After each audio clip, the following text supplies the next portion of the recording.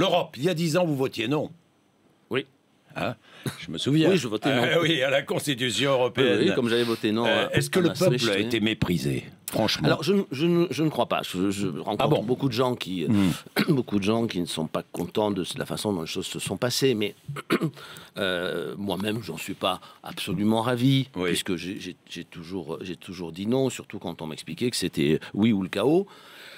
Simplement, Nicolas Sarkozy, pendant sa campagne présidentielle, a dit, moi, si je suis élu président de la République, je négocierai un nouveau traité, qu'il appelait un traité simplifié, et je le soumettrai au Parlement, au Congrès. Hein, au Congrès, parce que c'est les deux façons de modifier la Constitution, faire inscrire dans la Constitution ce traité, c'était soit le Congrès, soit le référendum. Bon.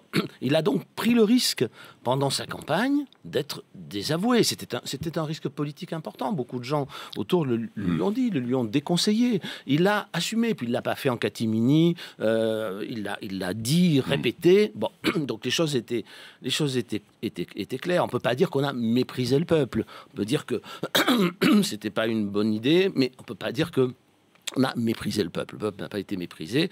Pourquoi le Congrès? Parce que si on renégociait un traité, nos partenaires n'étaient d'accord qu'à condition que nous passions par le Congrès. Pourquoi? Parce que beaucoup d'entre eux avaient déjà ratifié la Constitution européenne. Non, ce qui a été négocié à Bruxelles par le chef d'État et de gouvernement, le traité simplifié, n'était pas la Constitution européenne non plus. C'est pas vrai, c'est pas un copier-coller. C'est pas un copier-coller, en particulier à cause de ce qu'on appelait la fameuse troisième partie. Ça a laissé des traces. Qui gravait dans le marbre toutes les politiques de l'Europe. Mais je sais que ça a laissé des traces. J'en suis parfaitement conscient. Et moi qui suis un partisan fanatique du référendum, je pense que c'est dommage. Bon. Maintenant, juste une question. Imaginez à l'époque, qu'on n'ait pas fait.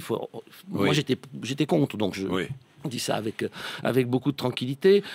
On n'aurait pas pu remettre l'Europe sur les rails avant la crise financière. Il s'est trouvé que finalement, ça a permis quand même de panser des plaies et d'unir l'Europe au moment de la crise financière.